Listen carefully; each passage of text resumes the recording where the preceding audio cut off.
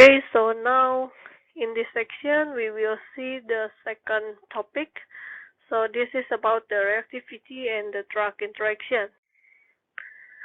So first let's see about the reactivity. So what is the reactivity?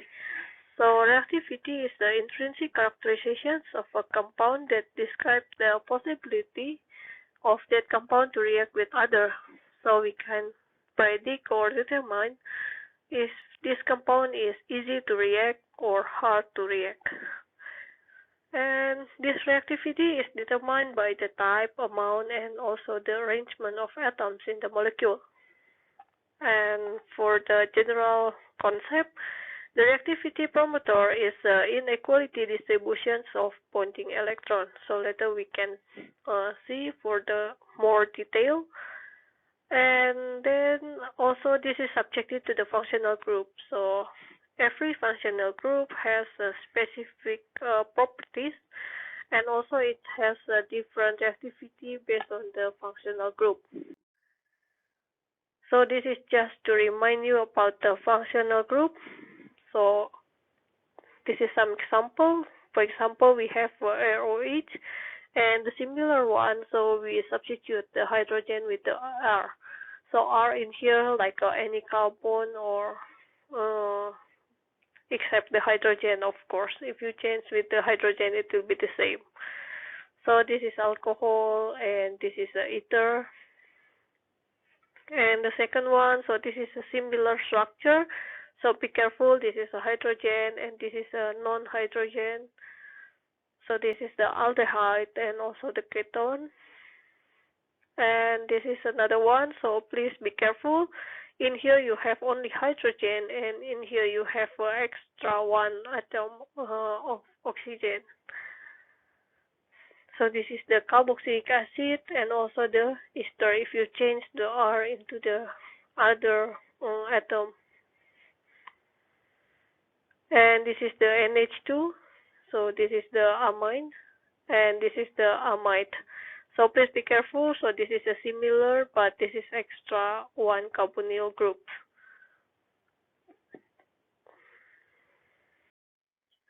So after you know about the functional group, now we will see the relationship between the reactivity and also the toxicity. So in general, we can make these three categories. So the first one is the high reactivity and also the toxicity. And the next one is the mild reactivity and the toxicity, and the last one for the low reactivity and the toxicity. So in terms of the usage and our daily life, especially in the chemistry related field, so the high reactivity compound, we can use it for the reagent, or sometimes we use it as an antiseptic and so on. And for the mild reactivity, we can use it for the solvent, and for the low reactivity compound, we can use it for the food additive. So this is, I take some example with the similar structure as a comparison. So if you can see in here, so this is the high reactivity groups. So this is also a high reactivity functional group, such as this is the acyl group or the aldehyde group or the peracetic acid. In here you can see this structure has a high reactivity functional group.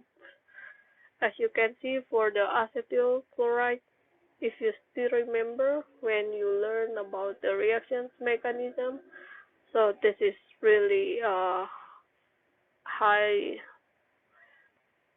functions of the compound for any reactions, because this chloro is so reactive, so it can be released and this carbonyl become a carbocation and it can react with other compound easily.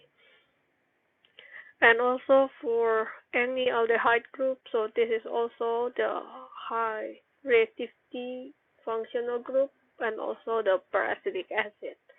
And if you compare with the mild reactivity means like only an ester group. So please be careful. So in peracetic acid, you have a double oxygen in here, and the ester only one oxygen in here. And for the ester group, any kind of ester group is uh, into the mild reactivity, not in the high reactivity. And for the low reactivity, for example, you have in here is a carboxylic acid or any derivative such as a salt from the carboxylic acid. So this is, if you check the structure, it's really similar.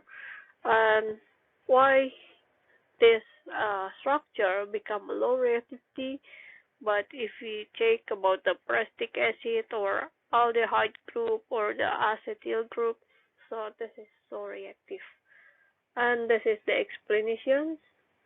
So the reactivity is caused by the low density of the bonding electron at the C carbonyl atom, and this is making C in here become a positive charge, and the oxygens attached to the carbonyl groups is become a minus charge. And if you can see, so this is in the R position, so of course this is can be a hydrogen or any atom such as a chlorine here. And in this part, so this is high reactivity, so this is the high density of the bonding electron, and no atom can stabilize for this kind of reactivity. But if you see, so this is the ester group. As you can see, this is the example ethyl acetate in here. This is also the minus, and it can be stabilized. So this is the process. The minus in here can be make a new bond in here, and also it can be open in here. So the minus charge will be moved into this oxygen, and the same part it also can move into here to making a new bond and open back to the minus in this side. So in carboxylic anion in this chart, so the density of the electron is more stable because the electron is not standby in one position, but it's moved into one oxygen into the another, or we can say like electron delocalization. So this stabilization process make the compound become less reactive and also low toxicity. So it means like why ethyl acetate and also the acetic acid in here is low reactivity compared to this kind of structure like an acetaldehyde or the acetyl chloride, because there is no stabilization process. And the last one, this is the concept. So if you have a compound with the high reactivity, so it means like also high toxicity. But if you have a compound with low reactivity, the toxicity also low. So this is about the reactivity if you compare the one functional group into the another functional group, and also its relationship with the toxicity.